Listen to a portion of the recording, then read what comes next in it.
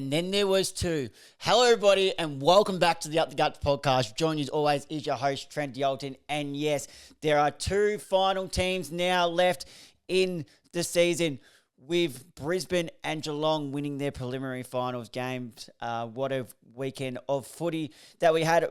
Probably not as close as what some people would have liked it to be, but we saw who the 2 dominant teams going into this were with the way they played, and both those teams were deserved winners on their day. In my opinion, they were just fluent with their ball movement, hard at the footy, and switch shapes up for a really big grand final. Obviously, this is the review episode, so we'll go through both of those games as well as some news around the grounds. I wrote them down in my notes, so we'll start off with the news because I like to end on the preliminary final. I like to end on the games, and obviously we'll do our preview episode in a couple of days, so we'll set that out. Obviously, exciting times with the Brownlow also tomorrow night as I record this on a Sunday night.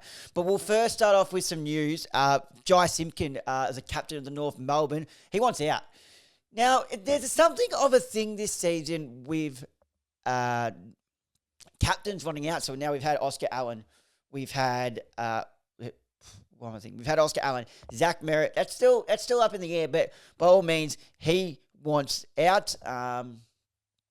He wants out, and now we've got Jai Simpkin. Now, Jai Simpkin wants out because he wants more midfield time. Now, I'm really a big fan of Jai Simpkin as well. I love his toughness around the ball, but at the same time, with that young midfield group that North Melbourne do have, I don't see how he gets into that starting midfield. If Warlaw can keep his body right, I don't think there's any other spot then he can play other than in the midfield. Sheasel's a certified midfielder now. 54 disposals in the game this season. No more half-back for him. He's a midfield forward now. LDU, certified midfielder. When LDU's on, there's no reason why he can't be a top 20 player in this competition. But he's good and his worst are just so far ahead. So when you name those 3 players, then you've also got what's his name? He was playing a bit of half-back. He slipped my name. Number 2 in last year's draft. Oh, this is so bad of me. Let me just quickly go. There you go. Finn O'Sullivan, he will become a midfielder. So I just don't see how Jai Simpkin can get into that midfield. So then the question is, what clubs could look out for him? I don't know if there'd be much interest for him out there as well. But one club that we do know who lacked midfield depth when it came down to it was the Adelaide Crows. Now, if I'm the Adelaide Crows, I'm definitely looking at Jai Simpkin because obviously we mentioned they lacked midfield depth. Jai Simpkin is a really good midfielder, has led that North Melbourne midfield for a while now while LDU was developing. Jai Simpkin was one of those players who came on and pretty much performed straight away. So I think the Adelaide Crows could have a look at Jai Simpkin because that's exactly where they need to improve. They've got the forwards, they've got the backs. It's just the midfield. It's Jordan Dawson or bust. Isaac Rankin going in there has helped, but we need someone else. I think Jai Simpkin could be that one. That's the one that springs into my head. Let me know if any other teams that you think of. Another news, we have Stephen May at 34 years old. Melbourne have told May to look for a third club. Since last year, his contract, Melbourne have told him, pretty much Melbourne sat him down in his exit meeting, and what they said is, we're looking to play more youth, and they can't guarantee him a game at AFL level. Now, Stephen May at 34 won't want to be playing VFL, and although he did look scratchy in the second half of the year, he's still a quality defender, all-Australian defender, and definitely has AFL footy left in him. One club that have entered the race, which would be really, really interesting, is Collingwood. Now, Collingwood, Jeremy Howe's not getting much younger, and his body's breaking down. Darcy Moore, while he's a good interceptor, isn't a great lockdown defender. Billy Frampton's come on leaps and bounds, I think, but having Stephen May down there would just free up the like of Jeremy Howe, and it would free up Darcy Moore, because Darcy Moore isn't a great, as I said, one-on-one defender. He's an interceptor and rebounds it off. So if Stephen May can play that lockdown role, it would allow Darcy Moore a bit more freedom as captain. So I definitely think Collingwood can look at Stephen May. It will just be weird if Stephen May wants to go to the Pies. I mean, at the end of the day, if he wants to keep playing AFL footy, and Collingwood's the only one, he might have to take that offer. But we know there's history there, because he did say at a Melbourne BNF that they are so much better. I can't remember exactly what the words he said, but he said they're so much better than Collingwood. They should have smashed them. If that was Melbourne in 2020, I think it was 2023, they would have smashed them out of the granny, blah, blah, blah, blah. So he has made comments of them in the past, but Collingwood are putting that aside and trying to just booster up their key defensive stocks. And there's a couple other spots that they'll look to booster up after being knocked out in prelim final week. So Stephen May is definitely on the market. Another team looking for key defensive stock, Western Bulldogs. They're in the market for Callum Wilkie. I just don't see how Callum Wilkie leaves St Kilda. So I think they definitely should enter the Stephen May race as well. As I said, All-Australian defender, quality defender, can lock down, can play that intercepting role as well. Stephen May should be on the board there for Collingwood, and the Western Bulldogs are the two clubs that spring to mind for me.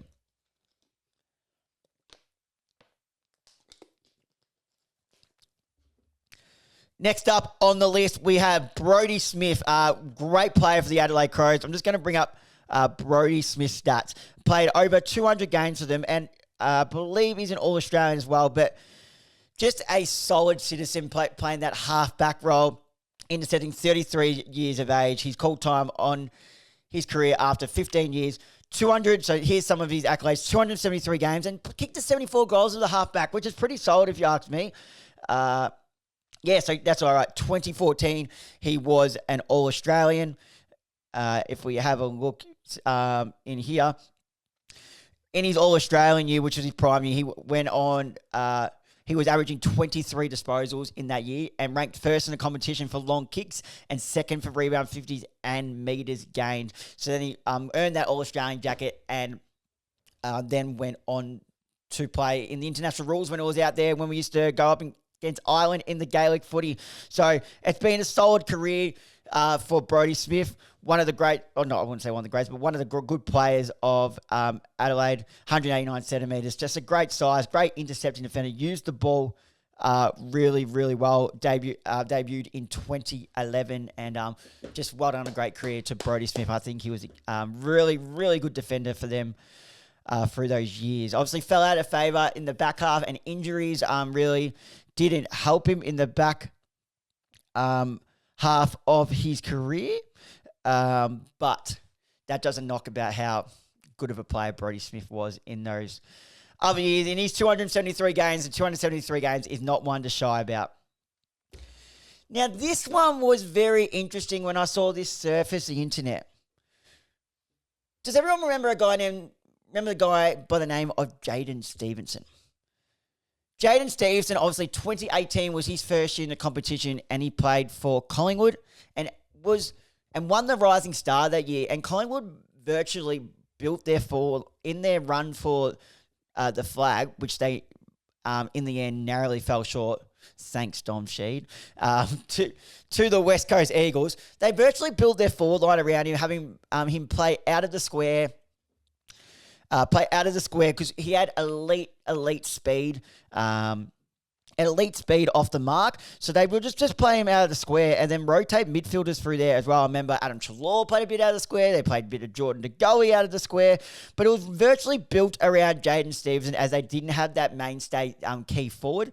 But they knew Jaden Stevenson, good leap and a really, really good speed. So, he won the Rising Star in that year, and he kicked 38 goals. Like, that's really, really good. That's well over a goal and a half a game in your first year. I thought, geez, this kid's going to be really good. Then he had the incident with, I believe, was it with drugs or gambling? That's it. Sorry, gambling. He had the gambling suspension, betting on himself. Then fell out of favour at Collingwood. Then went over to North Melbourne. So 54 games for Collingwood. Then 76 and 76 goals. Then went over to North Melbourne in 2021. And started off okay. And I was sitting there thinking, why are we getting rid of Jaden Stevenson? I know there's a bit of questions around his attitude towards footy and his professionalism, but he's a star player. There's plenty of people at Collingwood that were like that, me being a Collingwood supporter. Dane Swan was exactly the same. Not comparing Jaden Stevenson and Dane Swan, because Dane Swan is a Hall of Fame player. But Jaden Stevenson, rising star winner, but obviously they just had enough. They got him over to North Melbourne. So as we hear in here, controversies. 2019, Jaden Stevenson was suspended for the final 10 games of the home and away season following revelations that he placed bets on Collingwood games. There was also a $20,000 fine imposed. Then he went over to North Melbourne. And then July 2021, Jaden Stevenson had a career-high 38 disposals in round 17, win against West Coast Eagles. Days later, he faced strong criticism for showing his views that COVID-19 had been overblown by the media and questioning vaccinations. Now, that's all and well to have that view, but you're a professional athlete. There is no way and no reason that you should be putting that out there on social media. That's looking for trouble, and you've got to be a bit more professional of that. And then, just a month later, Stevenson also came under fire by the media after being hospitalised from an accident on a mountain bike while drunk, which resulted in him fracturing his hip. And then just never really got back in the best side for North Melbourne after that. That's when they started to lose faith in him. Like, is this guy professional enough? Then he ended up, I believe he ended up retiring / delisting. He's gone and played a season at Furchin Gully in the Eastern Division 3, I believe it is, but in the Eastern Football League. Really strong league. Not in the top division, but a really strong league. Dominated that constantly on Premier Data's social media posts where ex-AFL player starred, was playing half back there, which was where he was playing in his last season for North Melbourne. Now he all of a sudden wants back in. Okay, so now all of a sudden he wants back in. He's approached clubs himself, seeing if there would be any interest in him. Right. So let me get this straight. 1 year you want out. Next year you want back in. Unfortunately, it quite doesn't work like that. If you are to get back in the AFL, clubs are going to come knocking for you. You don't take the easy way out and then after 1 year go, oh, geez, I've played all right in Eastern footy, and then go on and go, I could go back to AFL level. As harsh as that sounds, it is reality. You don't just walk yourself back in. If clubs came knocking to him, sure, it would be more acceptable. But the bottom line is you're playing Div 2, Div 3 Eastern Footy League. It's different to the AFL level. You thought you had enough. Then you've gone and done really well for yourself in the local footy league and think you can walk straight back in. By all means, if he gets a spot, that's all right. I think Carlton is put out, and there was an interstate team as well. I think it was Port Adelaide, actually. See if there's an interest. If he gets back in, okay, that's fine. But I'm just like, why say you fell out of the love of the game, then 1 year want back in? It doesn't quite work like that. That's just my personal opinion and my view, and I know talking in with some mates, they do believe and think the same thing. But that's just my point of view. Let me know what you guys think in the comments as well. But that's just my point of view. 1 year you fell out of love the game, want to go back and play local footy. You go back to a normal life, have a good season, and then want back in. Did you really fall out of love with the game? Or did you, as harsh as it sounds, could you not crack the normal 9 to 5 work life? Which one is it? But I do wish the best for Jaden Stevenson, but that is just my point of view. It's just a bit of a strange one. And then, as of today, we also saw 2 delistings by the Essendon Football Club. So, Todd Goldstein and Jayden Laverde. Now, let's Jayden Laverde battled hard when there was no key defensives there. They've just got key defenders now, and he's falling out of favour. But Todd Goldstein being delisted doesn't sit well with me. Let's pull out some of Todd Goldstein's stats. I get it. He's 37 years old. I get that. I really do. 345 games. 160 goals. Sid Barker medal for the best and fairest at North Melbourne Football Club as a ruckman is a great achievement. He is the 2015 All-Australian ruckman. But no. It doesn't stop there. He has the most hit-outs in VFL, AFL history. And Essendon go out and say, we're going to delist you. But no, we're not going to let you retire. We're going to delist you. That doesn't sit well with me. As a superstar of the game, most hit-outs in VFL, AFL history, that's how you treat him. Now, I know it's been rumoured that he's actually out searching for a third club. He does want to play on. And when he was playing, he didn't look terrible for a 37-year-old. Now, one club that springs to my mind that don't mind picking up old players, I know they're in the market for Rowan Marshall. But Geelong, hello, you need a ruckman, hello. Mark Blitzards is a really good player, but they love to use him as that second player. What's stopping them from grabbing Todd Goldstein for a season? I get it. They've gone this far without a ruckman, but imagine a quality ruckman tapping it down to Bailey Smith, Max Holmes, Paddy Dangerfield, Tom Atkins. On a smaller note, Jack Bowes when he goes in there. Brian Myers, who's now spending more midfield time. Just imagine that for a second, because let's not beat around the bush. Reece Stanley, not it. Mark Blitzards, a good ruckman. But he's good to have as that swing man as well. Can go back, can play as a big body midfield, can play as a tagger, can play as a winger. Chuck Todd Goldstein in there for a season, and boy, oh boy, that is an even more dangerous Geelong side than it already is. And they are currently in the grand final. So that's just my personal opinion. Let me know what you think about Todd Goldstein possibly going on and playing for a third club. And a Geelong Cats, one team that should be looking at him. But without further ado, let's get in to the two preliminary final games that happened this weekend. Let's go. Right, so Friday night, we kicked it off both games being at the MCG, we kicked it off with Geelong and Hawthorn, and the Cats got this done by 30 points, 17-13, 115 defeated, 13-7, 85, thanks to one big game before we'll talk about in a second. Excuse me. Jeremy Cameron kicked 3. Paddy Dangerfield and Stengel also both kicked 3. And Manny kicked 2. There's your multiple goal kickers. As for the Hawks, Gunston continued his great season, kicking 3. And Lewis kicked 3 in the first half. Looked like he was really threatening the game. Then Connor O'Sullivan did really well to bounce back and shut him out after that, not allowing him to kick another goal. Bailey Smith just did what Bailey Smith does. 36 disposals, a goal, 6 clearances, 6 tackles, and 678 metres gain.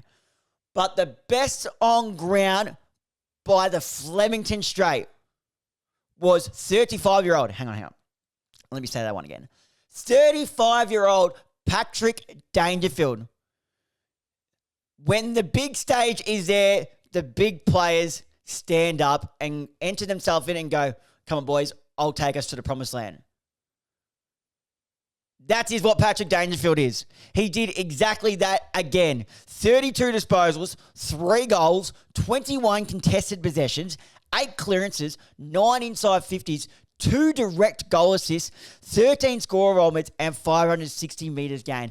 That has to be one of the more influential finals performances we have seen in a very long time, and not to mention at the age of 35.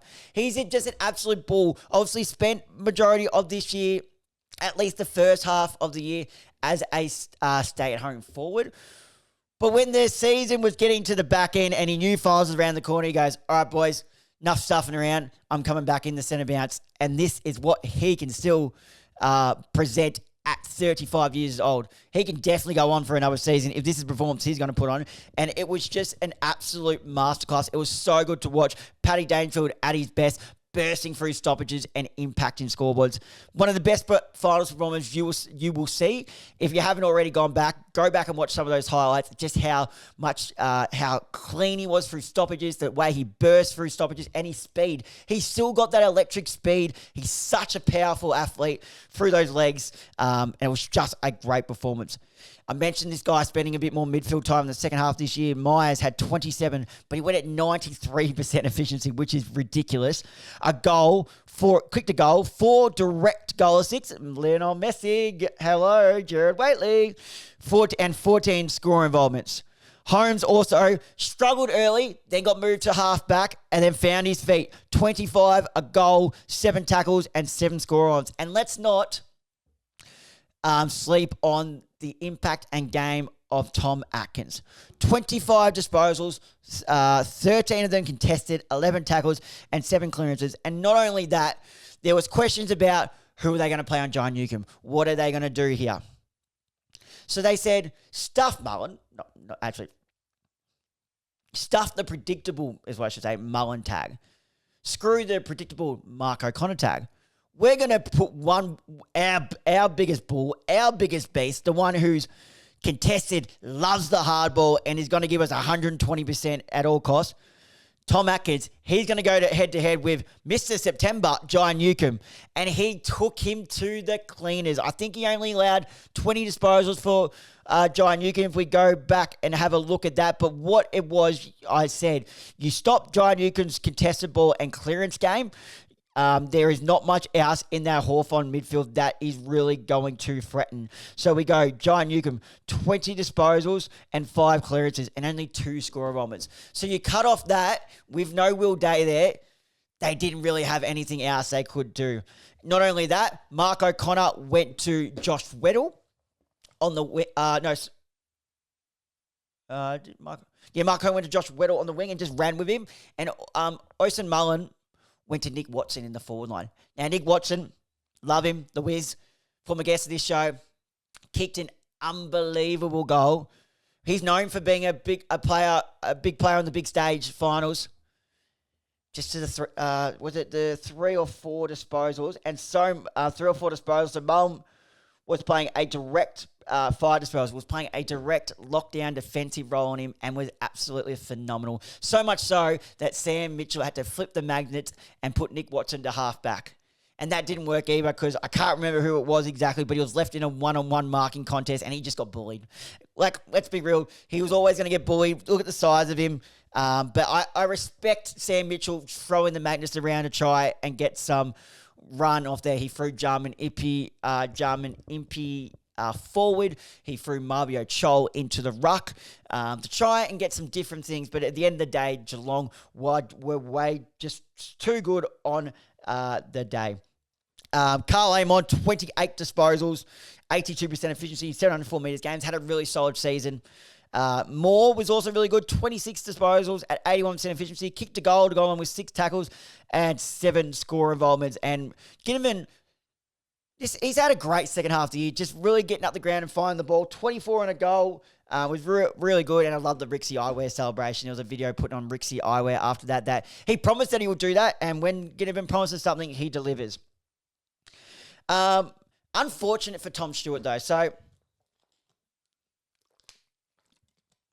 Tom Stewart. So, Mario Child caught him in a big tackle.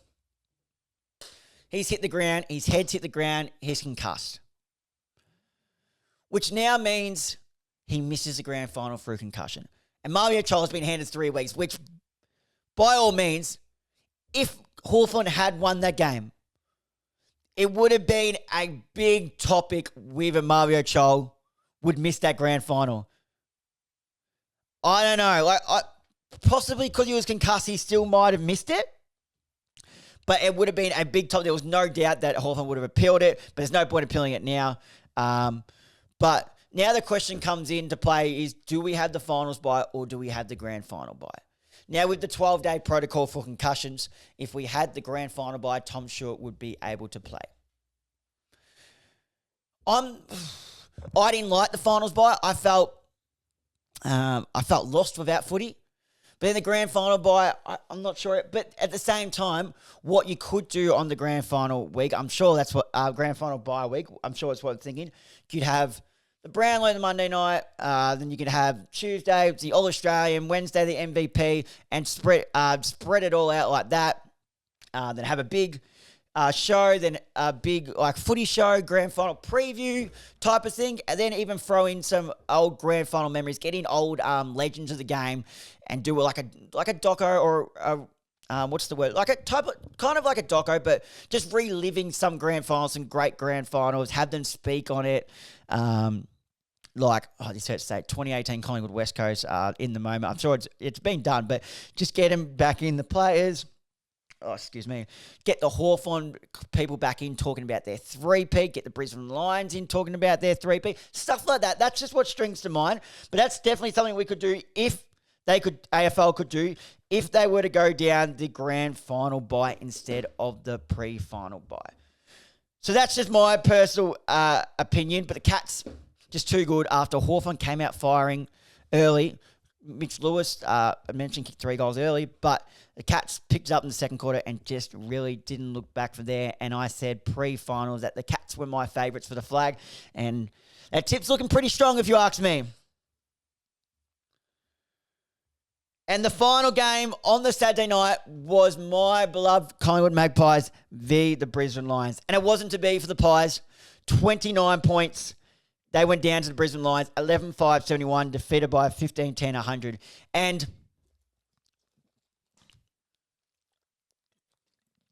it didn't start off great ever when Scott Pennebury does a calf in the warm-up, or what they say was calf tightness. He did it in the warm-up. They let him play, then 3 minutes into the game, he subbed out. So we had to use our sub that early. It's just not ideal with such a calm and elite player that Scott Pennebury is. It just didn't help. And it was just, once I saw that, I was like, oh no, it's going to be one of them days. And Brisbane Lions came out firing in that first quarter. Then the Pies hit back in the second quarter, and it was really a tight game, really, until the last 10 minutes of the game where the Lions just decided to kick away. Elliott Ford-Harden took a really, really good finals mark. He kicked 4. Membry and Cox kicked 2 each. As for the Brisbane Lions, enter and introducing Ty Gallop. In just his 5th game, in the key moments, Ty Gallop stood up. He kicked the 3 goals, 11 disposals, and took 4 marks, but it was the key moments when he introduced himself in the game, taking some really strong contested marks, and he looks like a find for them. Without Joe Daniher down there, Logan Morris, now Ty Gallop adding to that. Well, obviously Eric Kipwood injured. Ty Gallop adding to that. It looks really good for the future, and now they're getting Sam Draper. Like this, they look like they're just adding players, and they could build a dynasty here if they really want to. Obviously, the reigning premiers already. They could go back-to-back, but we'll have to see this weekend for that. Rayner, Will Ashcroft, and Bailey all kicked 2 apiece as well. McCluggage was electric. He is now, I've said this all season, but he is their best midfielder. It is not Lachie Neale anymore. It's McCluggage because he can do it on the inside and he can do it on the outside. 37, a goal, and 10 clearances. Zorko also had 28, a goal, 9 inside 50s, 7 intercepts, and as he always does, runs and carries, 718 metres gain. Wilmot was also electric down back, 25, a goal, 9 intercepts, 8 marks, and 7 inside 50s.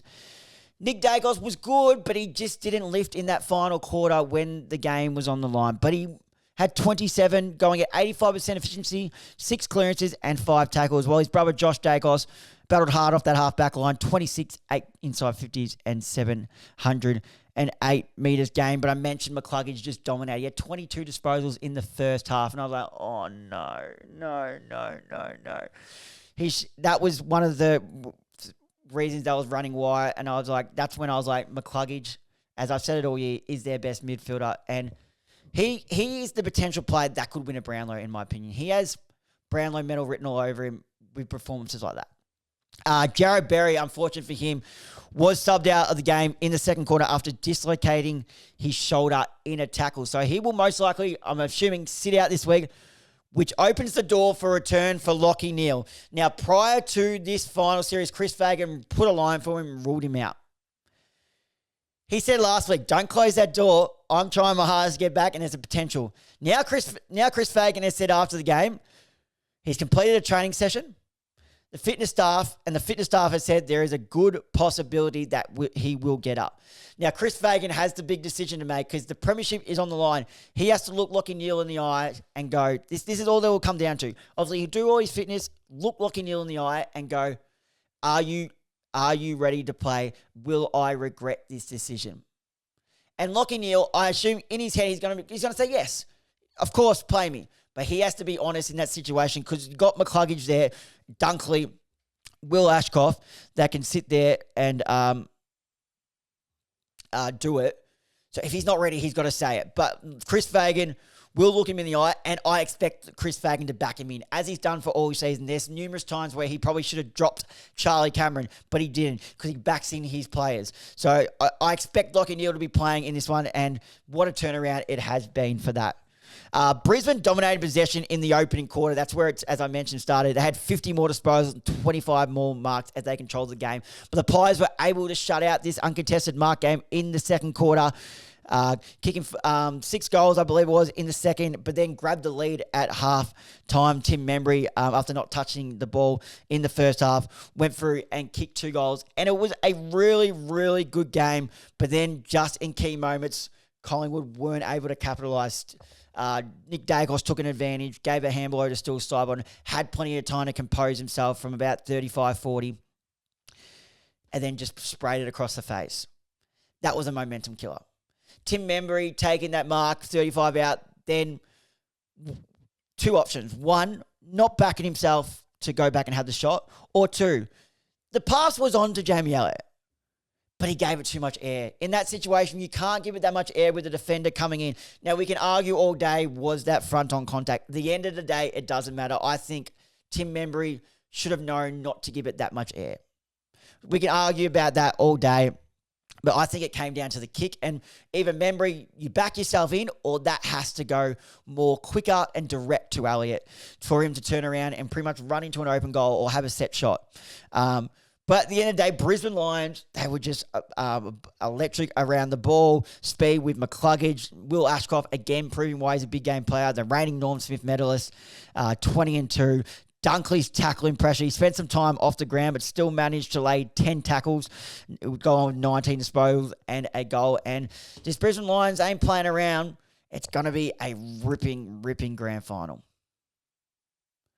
Well, there you have it, guys. There is my review of the preliminary final games and the wash-up and recap of all the news that is surfacing around the AFL at the moment. Thank you guys for listening. If you're watching this on YouTube, make sure to leave a like and comment on this video. Turn the notification bell on so you don't miss whenever we upload, and hit that subscribe button. If you listen to this via Spotify or Apple Podcasts, make sure to leave a like and comment. Hit that follow button. Turn the notification bell on. Share this off to a mate who you think might enjoy it. And remember, guys, please leave a 5-star rating if you did enjoy the show, because that does help push the show out there to gain more traction. Thank you guys for listening. Until next time, I'll see you guys then.